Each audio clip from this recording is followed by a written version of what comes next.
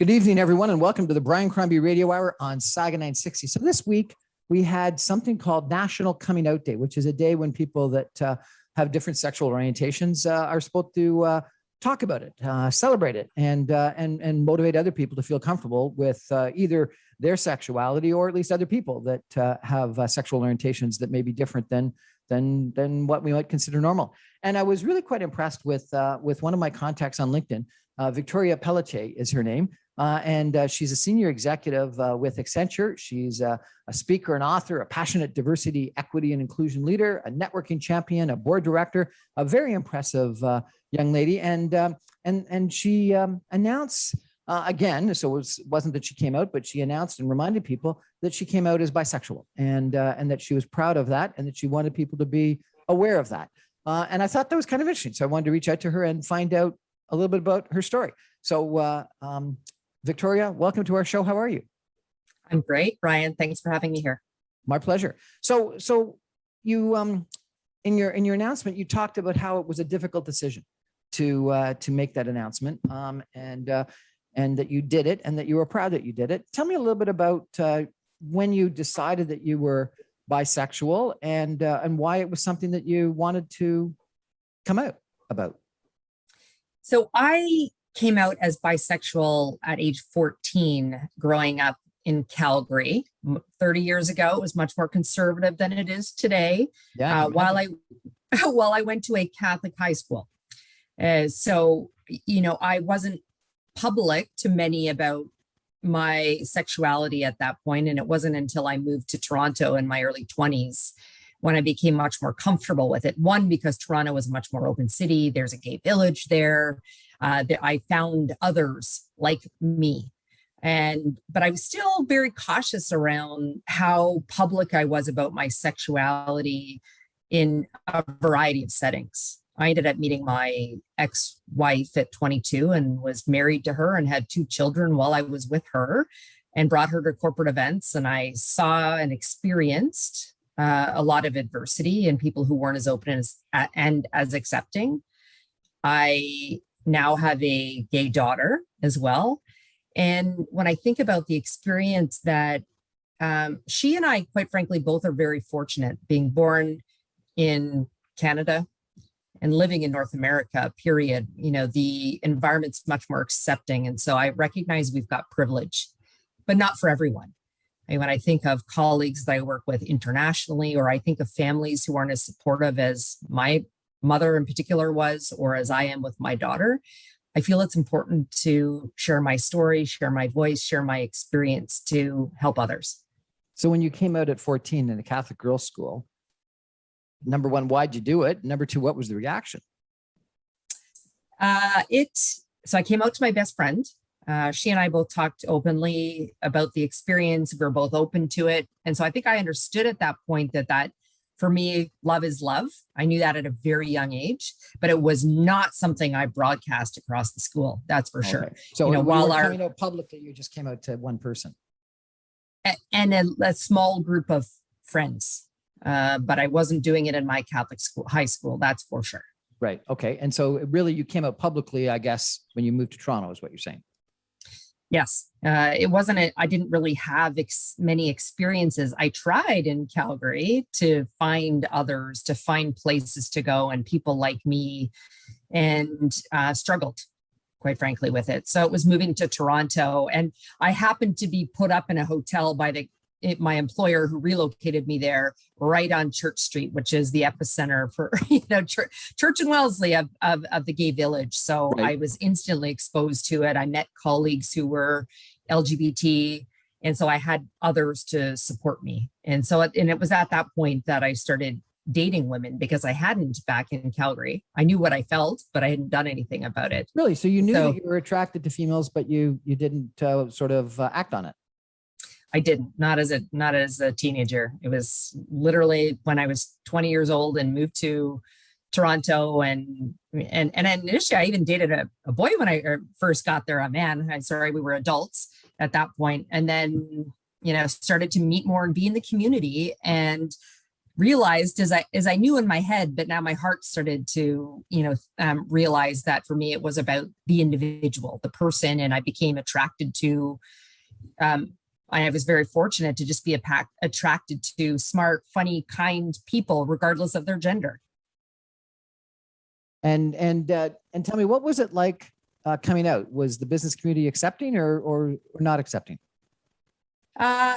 It's a mix, Brian, quite frankly. So even in Toronto, a much more progressive city, I still experienced some challenges. I came out. I was proud to bring my wife to corporate events, but I got the stares. I heard lots of names. I, received some harassment and experience in the workplace. It was tough, but I was very proud of and my family, particularly once we created a family together as well, to talk openly about it. I worked with colleagues who were extremely religious and never supportive of it. And I, had a lot of challenge in the workplace with it and tried to just push through. It's actually part of why I think I became so focused on diversity, equity, and inclusion as a personal passion for me. Not only was I part of and am part of the LGBT community, just, I became an executive at 24. So as the only woman at the table, the youngest by a couple of decades, and LGBT. So talk about feeling like I was the only in the room. And so, I've just sort of progressed and pushed through and used my own story, my own voice for power to help others on this, because it's, again, I'm fortunate to have been in Toronto, New York. I now live and work in the US, and have lots of support, certainly from my employer, my prior employers as well. But there's a lot of people who don't have that same kind of privilege that I do. Fascinating story. We're going to take a break and come back more with Victoria Pelletier in just a minute. Stay with us. Welcome back to the Brian Crombie Radio Hour on Saga 960. We're chatting tonight with Victoria Pelletier, who wants to talk about coming out. This past week was National Coming Out Day, and Victoria came out to a couple of friends when she was in high school, Catholic high school in Calgary, and then more publicly when she was a young adult in Toronto. And she wants people to know that there's differences and diversity. And I guess what you were saying, Victoria, is that you actually encountered a fair amount of harassment and insults. Tell us a little bit about that and how you dealt with it. Well, what's interesting, Brian, is, so first I'm going to say you're never done coming out. When I told my mother in my early 20s that, I was dating women as well, that was one step. But I joined Accenture just a couple of months ago and have come out there. You're constantly coming out. This is not a one and done. So I want your audience to know that there's a constant coming out. And so in some cases, fear of how people are going to feel about that. Are they going to reject you? Are they supportive? So that's one. Two, coming out as bisexual in itself, I actually had some bias in the gay community. My lived experience is that there's been a bit of a hierarchy. And I say lived experience because not everyone's had this experience, and it might have changed in the 30 years since I first came out. But a lot of people view bisexuality as, in the gay community, you just haven't committed one way or the other. You're testing it out, versus recognizing that it's truly a spectrum. And in my case, I can love and be attracted to all genders. And so for me, I've experienced bias, discrimination from the straight community, but also from the gay community. But also from the gay community. That's interesting. So when my daughter came out, she's now 17. And when she was 11 or 12, she thought, and came to me and said, Mom, I think I might be gay. My initial, I don't know if she expected me to respond anyway, but positively around it, given my own lived experience. So yeah. She was fortunate that way, as quite frankly, I was lucky that way as well. But the next thing I said to her is, beauty, I would encourage you not to label it. Just be yourself, go, love who you want. But some of that was my own insecurity and fears over having labeled it. And just, I changed my label at certain times. I came out as bisexual at 14, but then after I started dating women initially and saw this reaction around bisexuality and discrimination and bias within the gay community. For a period, I said, oh, well, maybe I'm a lesbian, and I didn't want to tell people that I also dated men. And then I finally got much more comfortable in just my own skin and who I am, and settled in whatever my place is on that spectrum. But it was that I took to my daughter, and just saying, go with the flow, experience it, be yourself. And if at some point you feel it's appropriate to label it, do so. But my advice is to move forward and be you. And just out of interest, does she come out as gay or bisexual or what? When she first approached me about it, she said it was more that Mom, I think I like girls. And so again, not putting a label on it. She has explored and has been open to the world, and she believes she's a lesbian. But again, I think we all reserve the right to move on the spectrum as we see fit, as we grow and mature, or our interests change over time. Now, you are a passionate speaker and a diversity and inclusion expert and speaker. Why is that important to you? Because not everyone has had the support that I've had, not only in family and in friends, and not just for being part of the LGBT community. So for me, diversity, equity, inclusion, it obviously spans much more than the LGBT. It's race, It's ethnicity, neurodiversity, lived experience. It's all of those things. And Westerners versus Torontonians. Yeah, that's right. I have very much felt isolated myself, and I don't want anyone to feel that, or certainly not for extended periods of time. I want to share my story, other story, create a safe space.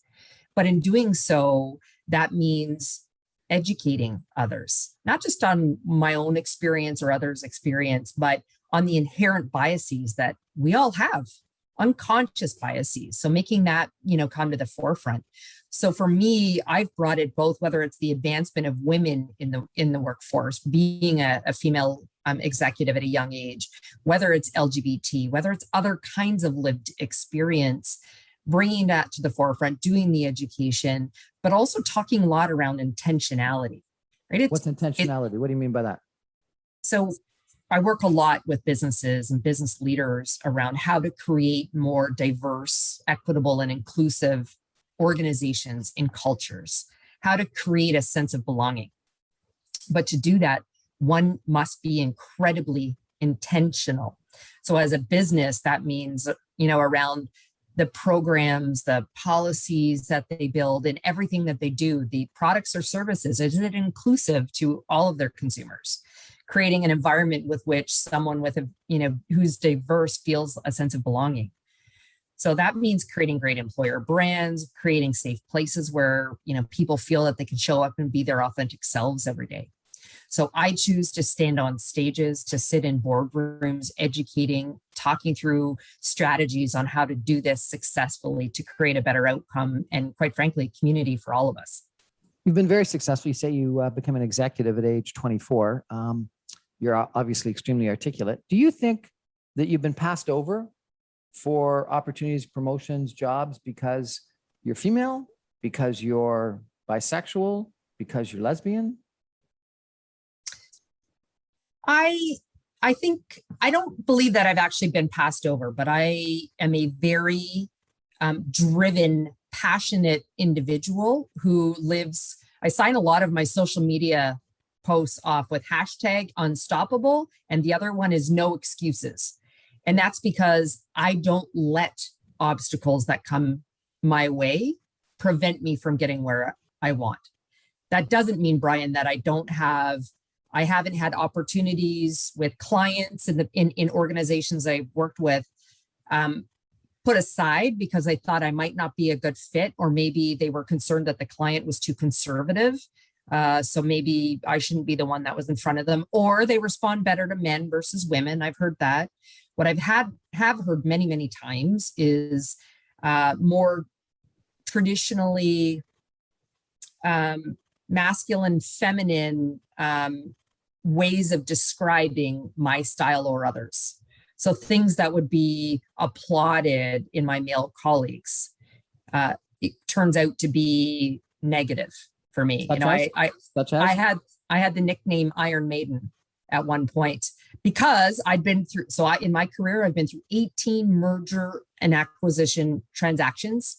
And oftentimes I'm running the operations of those organizations. And that means integration, transition, change, restructuring, and unfortunately, sometimes some downsizing. And my ability to make really tough business decisions translated into, Iron Maiden, the axe, the hatchet, rather than recognizing, I'm a highly emotional individual. There were occasionally for some of those really tough conversations where the decisions needed to be made, and I might have had to let go of someone I'd worked with for a period of time. We both cried in the office as I delivered that. But that's not what the outside world saw. What they saw was I executed on this business strategy and plan and, got, advised I was the Iron Maiden. Now, that said, I do own some of that. I will tell you, I was afraid to Sounds show like my you're proud of it. That's great. Well, I am proud of the actions and the success in driving business results. I am not proud that I was afraid to show emotion because I was feared I would be labeled. Oh, she's too sensitive. She's a woman. So I wore this little bit of this mask because I was worried how people were going to describe me. And by the way, as part of, if we're going to go to talking about LGBT, she's one of those lesbians, right? Like as though, I make business decisions or I act or I do say things in a certain way because of whom I choose to partner with. Right. So no, I'm not, I'm proud of the actions and business achievements, but I'm not proud that for a period of time, I was afraid. I was afraid to be emotional because I didn't want them to think it would make me less successful as a leader or I was soft. Do you think that your challenges coming out and getting some of that negativity was actually helpful? That it built more resilience, that it built a stronger you, that it built more of an iron backbone? Yeah, I'm a big believer in, no regrets and learning from failures I've had, but quite honestly, just challenges that have been put in front of me. It's part of going back to sharing my story. I share it very openly, all elements of my story. I'm adopted, talking about, my experience, with my ex-wife who passed away a number of years ago, to the challenges career-wise. I share all of those openly because I want people to know that just because you stumble, just because maybe you were discriminated against, or you've had some difficult situation, that we have choice and we can choose to pick ourselves back up. Again, not that sometimes a tear wasn't shed, but pick ourselves up and move forward. You mentioned that you were adopted. Did you know that growing up, or did you find it out later on, or what? I knew I was, I have an unfortunate childhood in that I was born to a drug addicted teenager who was fairly abusive with me. So I was in and out of our childcare system for a number of years before I was adopted at the age of 4 by an incredible, it was my mom who advocated. So I have my mom and dad. I'm the only child, but it was really my mom who advocated for me and to pluck me out of that and raise a woman, a young girl who was very tough, who was, fearful, much of the time to help me move past all of that. Have you had any interaction with your biological mother? Unfortunately, she passed away many years ago, and I chose not to be engaged with her. I made choices around having a positive influence as much as I could in my life. And I didn't think she was in a healthy state when she did reach out to me as I was an adult. So I made the decision not to. And then unfortunately, she passed away many years ago. I'm sorry to hear all of that. But it sounds like your mother, your adopted mother, but your mother was an Iron Maiden, was a tough lady, was someone that really did a great job in raising you. Yeah, she was an incredible woman in that, she's a big part of the reason why I think I am who I am today. She took me out of a very difficult environment. I was a tough kid. Again, fear, rejection, the abuse I'd suffered previously caused me to be pretty tough. And she's the one who caused me to, I remember her sitting me down and saying, Tori, like, you need to understand why you're acting the way you're acting, feeling the way you're feeling. So my self-reflection and understanding comes from her, who forced me to do it. And was she a conservative Albertan, Catholic? How did she deal with you coming out? No, not at all. So my mom, very much a hippie. So she actually was born in Montreal. Her dad was my grandfather was a military man, and so she moved around. After adopting me, they actually moved in the oil boom. They moved out to Calgary. So growing up in the East, she wrote for a music magazine. She was very, very liberal. So that helped, with my her support of me personally. In fact, her advice to me when I told her that I was dating women was just her advice was that, remember, women can be jerks too. So I thought it was great. Your daughter Mhm. that came out as gay, is she a biological daughter? She is. So my ex-wife was many years older than me, and she'd had a daughter from a prior straight marriage. And so when we got together, I knew I wanted to have biological children. Again, being adopted and not having a biological tie around me was important. So we had 2 children together that I gave birth to through artificial insemination. My son's donor, we happened to know. He moved out of the city, so wasn't available when we were looking for the second. So my daughter is anonymous. Do you think that there's a gay gene? Do you think that gayness is hereditary? Well, what's really interesting is my biological family. My biological mother actually landed herself in jail and came out as a lesbian while she was in jail. Later married a man once she got out, but clearly was fairly open in terms of whom she was dating. Whether that was circumstance or beyond, I don't know. I have many biological cousins who are gay, one of whom I actually did connect with and spoke to, and she joked with me that there was a motto in that side of the family, where are all the straight people? So clearly there's something that runs in at least my biological mother's side of the family, that there are many. My biological mother was one of 4 girls. And one of my aunts is a lesbian as well. So there might be something there for sure. So that's interesting, because what you said earlier is that you thought that there's this sexuality spectrum, and that that you can be, I presume, straight or gay or somewhere in the middle. Is that what the reality is? Or do you think it's you actually might have a gay gene and it's hereditary, and there's certain people? So in my family, I have a gay brother and a gay son, and I wonder whether, in fact, there's a gay gene. There may be. I mean, so much we hear about nature versus nurture, and I always think that there's an element of both in that, for sure.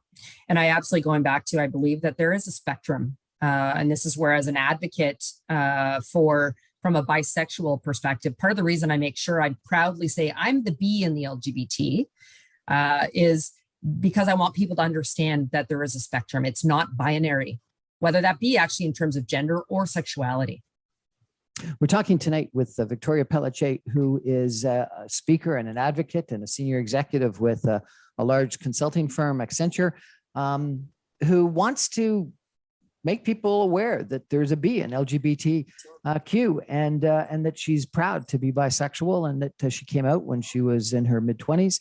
And she speaks about it today. And this week was National Coming Out Day. And so I wanted to reach out to her and hear her story. We're going to take a break and come back more with Victoria in just a minute. Stay with us.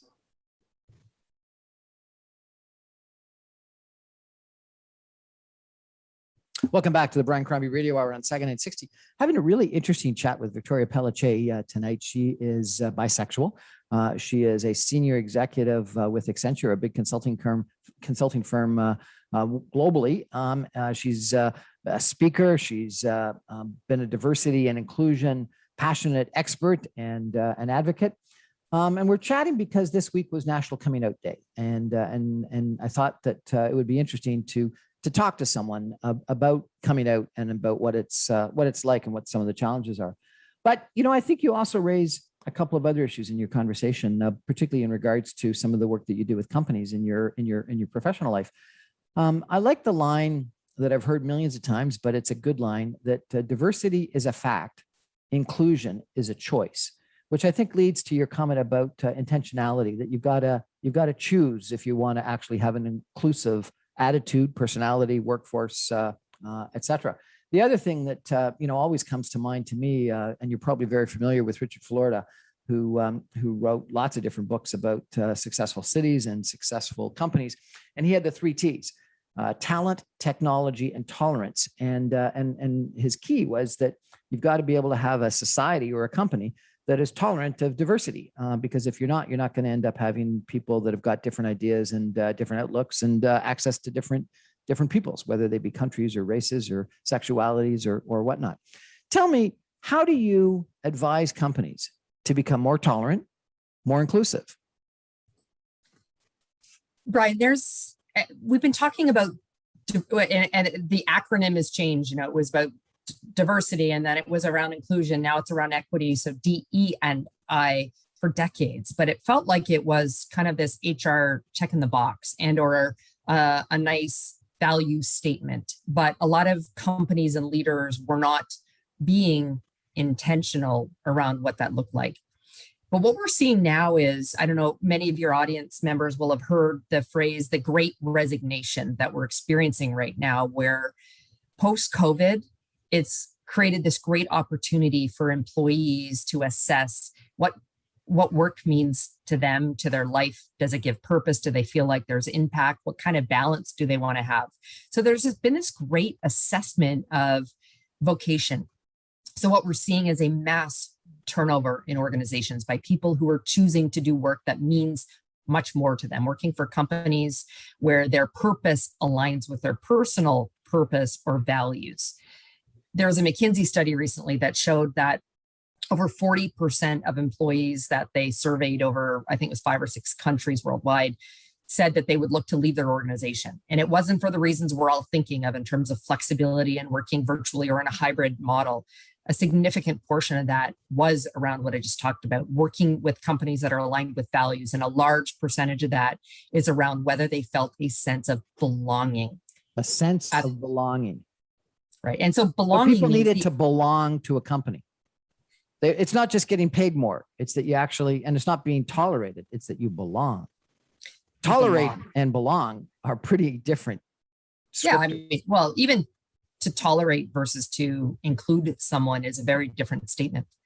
So, the work, I do in educating or standing on stages or as I said earlier, in boardrooms is around talking about the need for organizations to build a strategy. First of all, you need to have a purpose, the North Star for what you're going to claim, because not only employees, consumers are buying in a very different way. And so, creating a purpose and a strategy that's aligned to everything they do, everything from building products and services that are inclusive of the constituents they serve, the communities that they serve, or that their physical, work environments reside in, to creating an environment where employees feel like they can show up. Belonging means showing up and being comfortable being your authentic selves, not fearing that they shouldn't talk about what gender their partner is at home or around other activities. It's not just about around gender or sexuality, all elements of of diversity. And so belonging means, can I show up authentically and feel like I'm going to have, you asked me about opportunities. Am I going to have opportunities? Am I going to have choice if I share something that might not be what they believe is the norm? So that's more and more critical for businesses and for leaders to recognize that we need to create very different workplaces and environments. How do we do that? Because it's got to be personal as well as corporate. How do we do that? How do we become so much more accepting of others? I'll give you a stupid little story, but a story. So my best friend for 40 years was gay, and regrettably he passed away a year ago. And for the longest time, he would invite a female to events because he didn't want to raise questions. He didn't want to get that negativity and those snide comments that you were talking about earlier. We were not romantically involved, but we were very good friends. Just the last couple of years of his life, he started inviting me to events, and it was almost a flip from to assuming that we were gay lovers, and so they couldn't accept that a gay man had a good friend that was straight, and so it was kind of strange that he felt very uncomfortable in any kind of a circumstance bringing a male boyfriend or just friend to an event, had to bring a female along with him to a wedding. He was in the banking business and or to a business affair. And then in the end, he felt like I remembered a wedding explaining probably 20 times, if it was twice, that no, we were just good friends, because everyone assumed if we were there together, we had to be lovers. We couldn't be just friends. And so it's this strange existence that you have, I think. And if people can't get comfortable like that in a business setting or in a personal wedding setting, how do they actually create companies that are more understanding and accepting? There are big and small things alike that can be done. What's really important is not just for people like myself, who's part of the LGBT community, to speak out. It's about allies, people like yourself who are going to have people like me telling my stories, or you telling your story about your friends and how you support them. So it's very important to have allies. And so to build programs and understanding, education, but small things. Don't make an assumption. So when you go to a party or you're in a corporate, setting, make an assumption. And, when they say, oh, I went out to a party or I did this with my, my spouse or my other half, to make an assumption that it's the opposite sex. So saying things like when they've at least identified that they have someone they're with, what about your other half or your partner? So not defaulting to that. It's really simple things like email signature lines, having your pronouns on there, just to show, again, that you're an ally, whether you're part of the community, but you're open and you're recognizing. Those are small things that we can all do to create. We should put our pronouns in our email signature line. It's a very small thing, but that shows that we're open, we're supportive, and we'll understand. Really? That's interesting. Okay.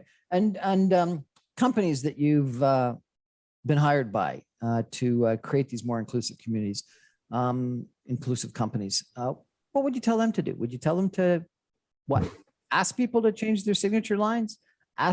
Do seminars on diversity and inclusion? How do you actually go about doing this? It's not simple, Brian. I mean, creating it's an entire holistic program, and it needs to come from all levels in the organization. Most definitely needs to be supported from the top. So there's creating, again, I go back to purpose. Why are we here? Creating this North Star for people that they align to, having the right kind of values. So what's the purpose, the beliefs, the values that we all have? So making sure that's clearly articulated for everyone is one thing. The next is creating, the program. So business or employee resource groups for those, so they have people that they can talk to. It's about creating mentee programs for each of the diverse populations. It's things like building an employer brand that says, we are an inclusive organization. You can come here and you are going to feel like you belong. It's things like when I use the word intention, it's looking at your employee data and seeing both from a gender, race, ethnicity, military status, all the different types of diversity elements, understanding the data and seeing where there's gaps and being really intentional to go out and recruit those to build a more diverse and inclusive population. It's about building products and services that are representative of those you're selling them to. So you need to be looking at it across there's a strategy. You need to have people that own this every day and are looking at it and working with the leaders and building it all throughout the organization. And I think a lot of it is meeting people like you, whether it be politics or lots of issues. We live in our echo chambers in our communities, and people that we're comfortable with or we know, and not often enough do we expose ourselves to people that are different than us. And one of the strange things is I think I'm reasonably progressive. I know lots of gay men. I don't know that many gay females. I don't know that many lesbians, and probably the number of bisexual people I know is, I think, on one hand. And so you don't meet a lot of people, and it would be helpful to meet people like you and listen to people like you and hear your story and your challenges and your victories and the love that you can create in your relationships and your families. Absolutely. I agree. I think, communities of diversity of all sorts and including lived experience teaches us all some incredible things. I've been very fortunate to travel the world with the work that I've done over the years and been in a variety of different cultures. And I think that's part of what's influenced me and my thinking, and, but also recognition of privilege that I have in terms of where I've been born and the environment I'm in.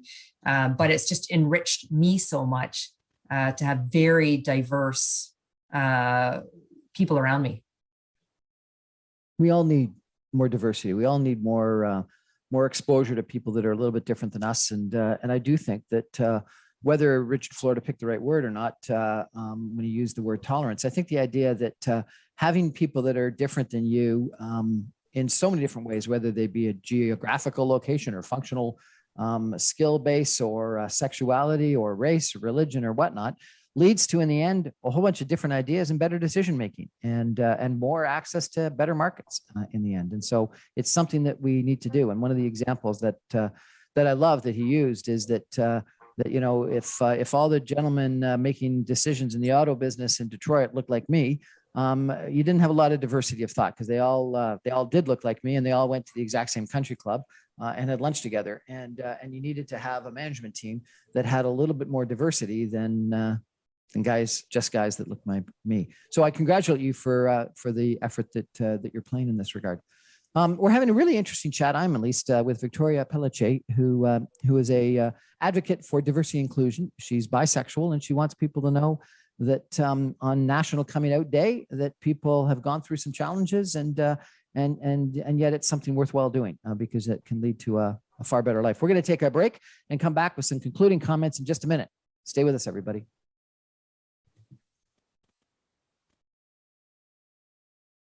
Welcome back to the Brian Crombie Radio Hour on Saga 960. We're chatting tonight with Victoria Pelletier, who because this week is National Coming Out Week, has posted on social media, and I saw it, and I asked her to join us about her coming out as bisexual, and so I thought it would be great to chat with someone about that and about coming out, and that's what we've been doing today. But then you had an interesting comment at the end of your whole passage, Victoria, that I being the inquisitive person I am, I got to ask you about, that you then said that you married a male and a husband. And I guess after being married to a female, I was a little surprised by that. Tell me about that. Yeah.